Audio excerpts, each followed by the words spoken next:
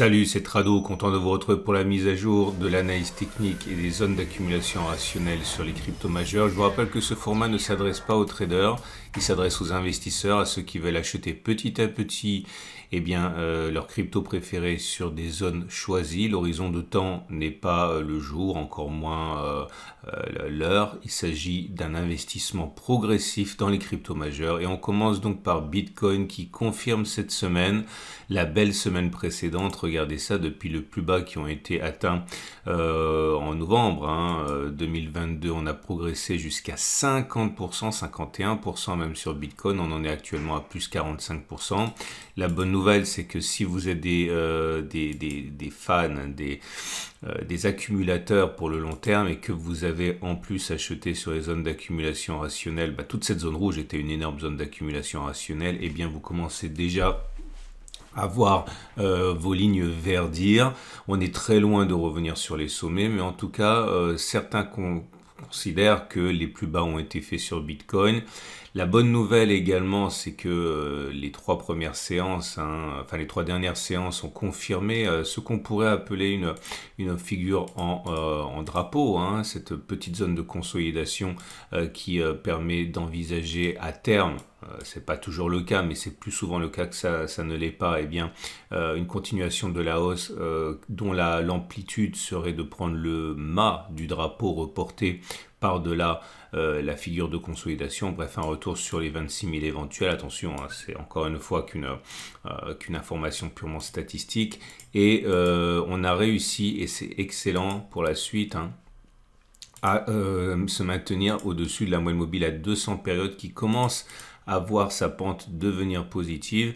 Autrement dit, la tendance de long terme est haussière et la tendance de fond est haussière également. La mauvaise nouvelle par contre, c'est qu'on n'est plus sur zone d'accumulation rationnelle. Du moins, on n'est plus sur celle qui nous intéressait, cette énorme zone rouge là.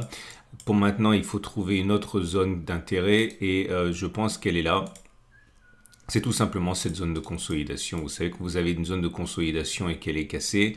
On dit qu'il y a un changement de polarité de la résistance qui devient support. Comprendre que cette zone ici, qui est globalement comprise, on va la mettre entre 21 560 et sur sa partie basse 20 440, est notre prochaine zone d'accumulation rationnelle pour le long terme.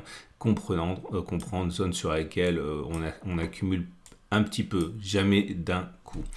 Un petit détour pour terminer du côté des bougies Aiki-Nashi pour constater que ça reste quand même pas mal du tout, puisque vous avez des bougies vertes et surtout des bougies vertes sans mèche basse. Autrement dit, il est plus plausible que l'on continue de monter, que l'on ait fait les plus hauts sur Bitcoin.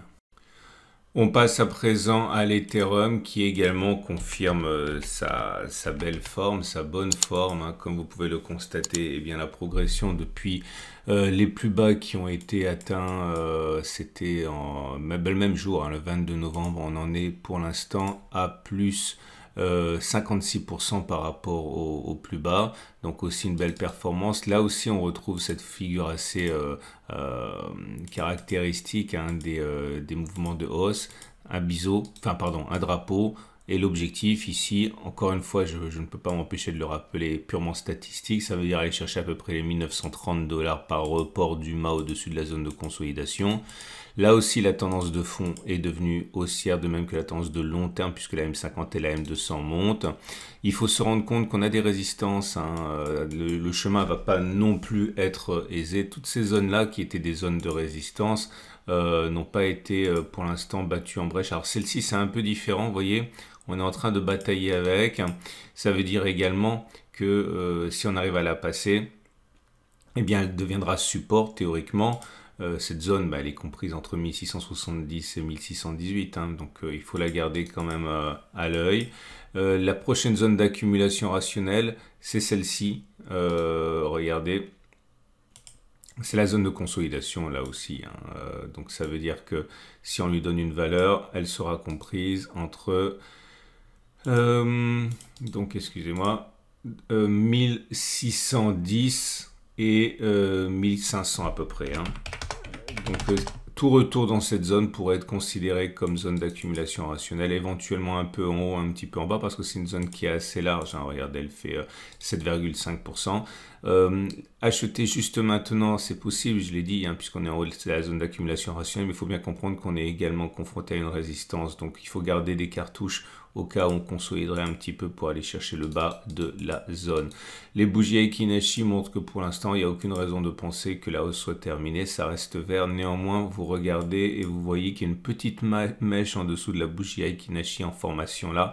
Autrement dit, ce n'est plus aussi haussier que précédemment, même si ce n'est pas baissier naturellement. On passe à BNB, Binance Coin, qui également se remet de ses émotions de fort belle manière. Depuis le plus bas de novembre, on a pris sur Binance Coin 41%, on en est à plus 37%. Là aussi, la tendance de long terme et la tendance de fond sont haussières. Là aussi, on est au contact d'une résistance ici. Contact d'une résistance, ça veut dire que si on la casse de manière significative, elle changera de polarité, elle deviendra support pour éventuellement continuer la reprise haussière. Pour l'instant, si on regarde les zones d'accumulation rationnelle qui existent, déjà on en a une ici, comme vous pouvez le constater. Ça veut dire qu'un retour sur cette zone pourrait être de nature à procéder à quelques achats, dans un contexte bien sûr d'accumulation. Hein.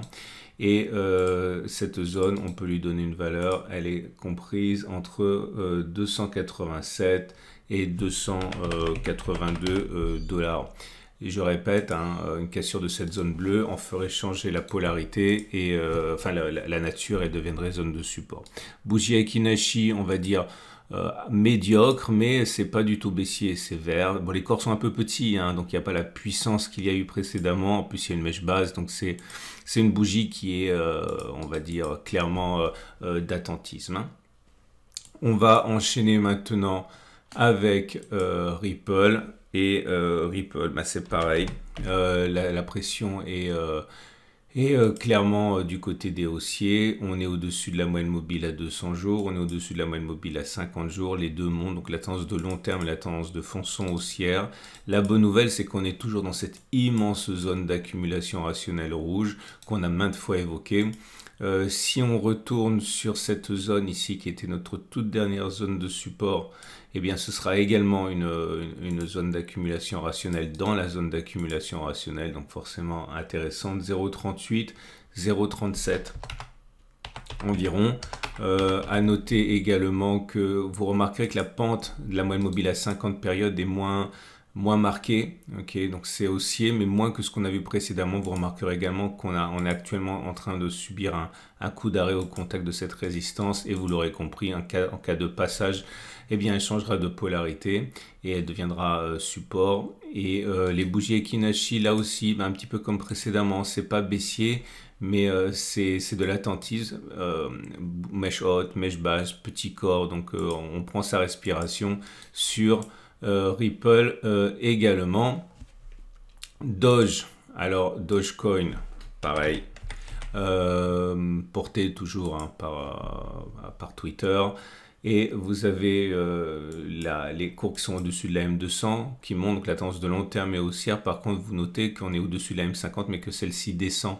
Donc la tendance de fond est simplement neutre. La progression depuis le début de l'année s'établit au maximum à 41%. Actuellement, on est à plus 33%. Prochaine zone d'accumulation, elle est là. Ok, c'est cette petite zone ici hein, qui a prévenu la baisse, enfin qui a stoppé la baisse. On va lui donner également une valeur. Elle est comprise, cette valeur, entre 0,08 et 0,0. Bon, on va dire 0,08, vous serez déjà dans la zone. La résistance de référence, ben vous la voyez également, elle est là. Et c'est elle qui nous embête pour l'instant. Là aussi, si on devait la casser, elle changerait de polarité et serait zone d'accumulation rationnelle. Bougie Aiki Nashi médiocre. C'est pas baissier là aussi, hein, c'est vert. Mais vous voyez quand vous avez des longues mèches hautes comme ça et que le corps finalement ne représente même pas la moitié de la bougie, ça c'est de l'hésitation. C'est moins haussier qu'avant, mais ce n'est pas baissier puisque ce n'est pas rouge. On passe à Cardano. Cardano qui est dans une situation équivalente. Bon, Cardano a beaucoup souffert hein, des derniers mois. On le voit au fait qu'on est toujours en dessous de la M200 qui descend, donc la tendance de long terme sur Cardano est toujours baissière. La tendance de fond par contre est devenue haussière. Le rebond depuis les plus bas est impressionnant hein, puisqu'on en est à plus de 55%, ouais 57%, on a même fait plus 61%. Donc voilà, il y a une véritable volonté de se ressaisir. Zone d'accumulation rationnelle, on peut considérer qu'elle est... Alors c'est un peu compliqué, bon il y en a une qui est facile, qui est ici. On va dire globalement entre 0,33 et... Oui, bah, on va dire 0,33. On est en train de casser une autre zone ici. Cette zone, je pense que la cassure elle est significative parce que tant que la cassure n'est pas significative on ne peut pas véritablement parler de changement de polarité. Ça se joue actuellement, il faudrait avoir une bougie entière au dessus quand même, ce serait bien, mais lorsque ça se produira, si jamais ça se produit, qu'on a une bougie entière au dessus sans contact avec la zone, là on pourra parler de support. Ça se décide actuellement, on va dire qu'on est à peu près à 0,37, 0,38 et en cas de clôture significative au-dessus, elle changera de polarité. Mais pour l'instant, c'est plus dynamique, j'ai envie de dire, pour Cardano que pour les autres cryptos qu'on vient de voir. Regardez, ce sont tous des bougies vertes sans mèche basse, donc c'est pas mal. Hein. Voilà, on a fini notre petit tour des cryptos majeurs. Je vous rappelle que tous les graphes sont issus de mon partenaire PRT. Vous pouvez ouvrir un compte avec pour avoir accès aux mêmes outils. Si vous avez aimé le format, pensez à vous abonner. C'est mis à jour toutes les semaines. Et pour les termes que j'utilise, les moyens mobiles, les supports, les résistances à Kinashi, vous avez un guide juste en dessous de la vidéo, c'est gratuit, n'hésitez pas, ça a déjà été téléchargé des milliers de fois et ça pourra vous aider à faire vos premiers pas en analyse technique. À la semaine prochaine pour la mise à jour.